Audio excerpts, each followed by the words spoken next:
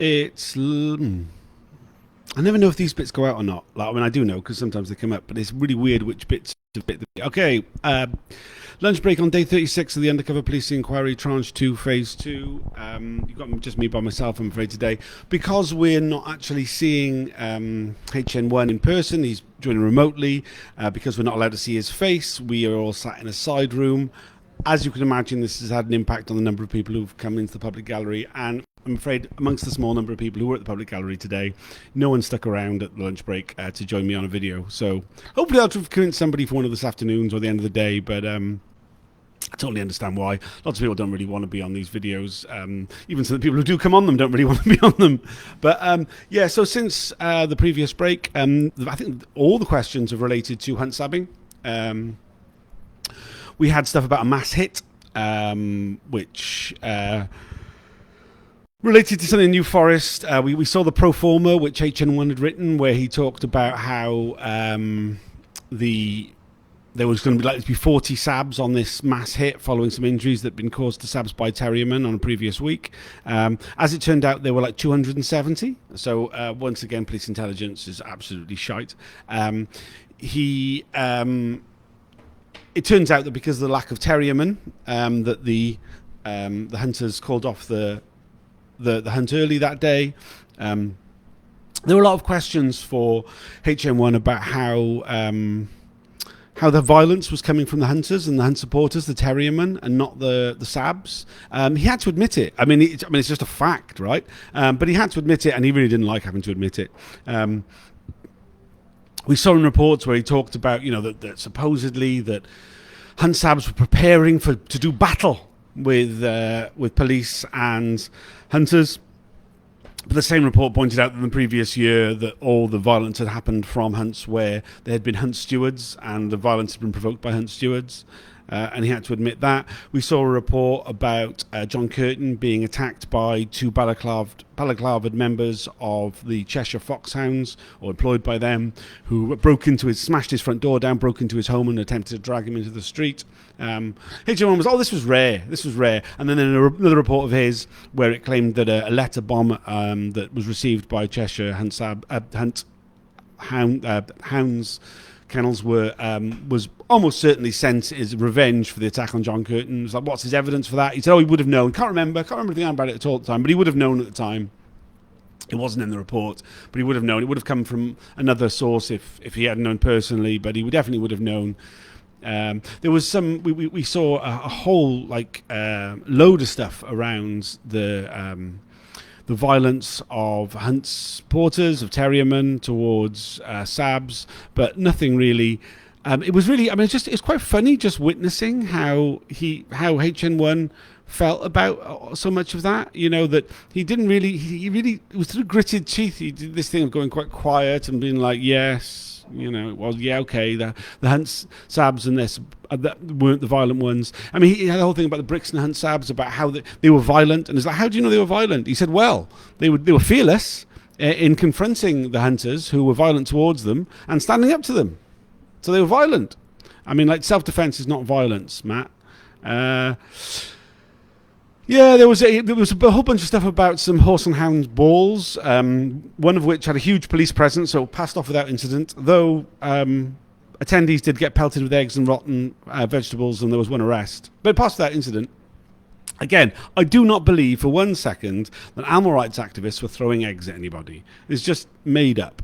But that aside, there was another one about a Birmingham horse and hound ball where there was very little police presence and there was loads of broken glass, damaged vehicles. Apparently the protesters forced their way onto a coach that was bringing attendees for the ball in, terrifying them.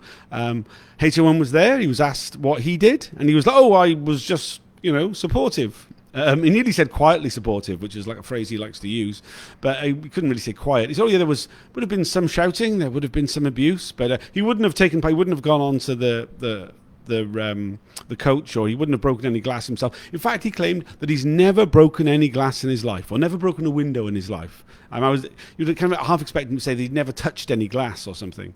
Over-egging the pudding quite significantly there, as seems to be his approach. We saw some stuff about he in his witness statement he wrote about this particular incident, saying that the police were stood between the two factions and there was plenty of provocation on both sides. And it's put to him that, well, this isn't what he put in his report at the time, and perhaps he's thinking of another horse and hound ball. And he's, oh no, it's definitely that one. And he's, oh, why is it not in the reports? And he said, well, regardless of the accuracy, because it was like putting it not accurate. Well, regardless of the accuracy.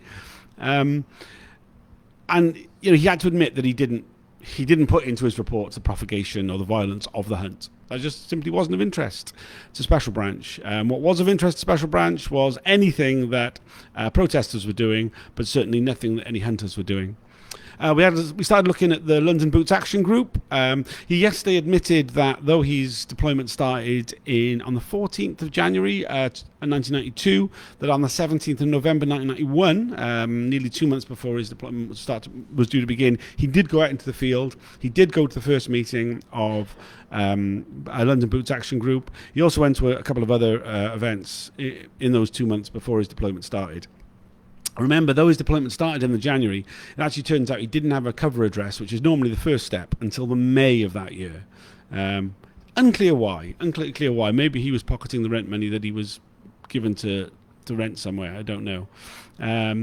He was like saying, well, the intelligence on London Boots Action Group, and he said, well, seeing you were at the first meeting, what intelligence were you given about them? It was always about the individuals. We see a lot of this is that, that though purportedly these officers are infiltrating groups, they're not. They're targeting individuals. And this has been very clear. I mean, I really think that when we come to hear the final report, which is, not something I'm particularly that excited about or interested in, really. I mean, I think for me it's about the journey, it's about the disclosure we get along the way, not really about what Sir John Mitting puts in his final report. But I think that when he does, he's really going to have to address this.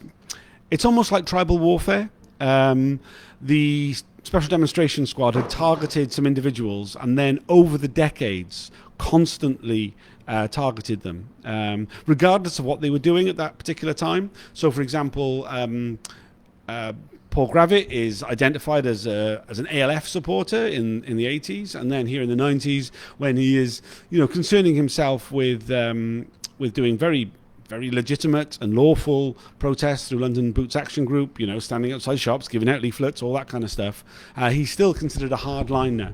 And when it's put to, let me find the quote, when it's put to HN1 that, this was the case, he referred to those people who provided cerebral, intellectual, administrative support for the ideology.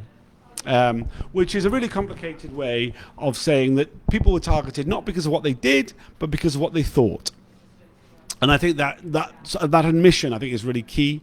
That if you are cerebrally, intellectually providing administrative support for an ideology, you are a target for the Spycops. Which, I think it's useful to have it said out loud. But it's been fairly obvious for quite some time in this process that was absolutely the case. I think that was about it, really. It's only been a short time since the morning break because we started so late because of the technical problems.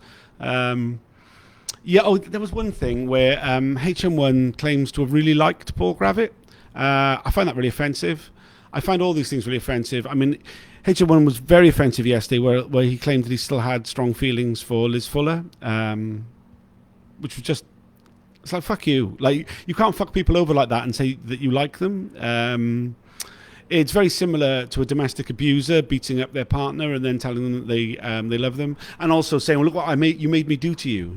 That's essentially the whole... That's the whole thing. It's like, yes, I ruined your life. Yes, I did all these terrible, terrible things to you, but I like you.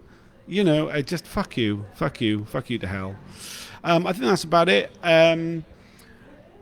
We don't get a long lunch break. I could do with a bit of a walk. I've got one of these bloody fitness watches now, and it's bullying me because I spend all day and bloody sat down when I'm at the inquiry.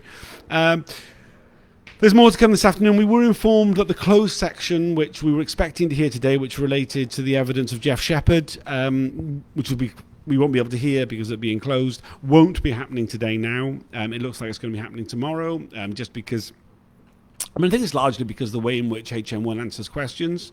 He uses such flowery language. He talks around the houses quite a lot of the time.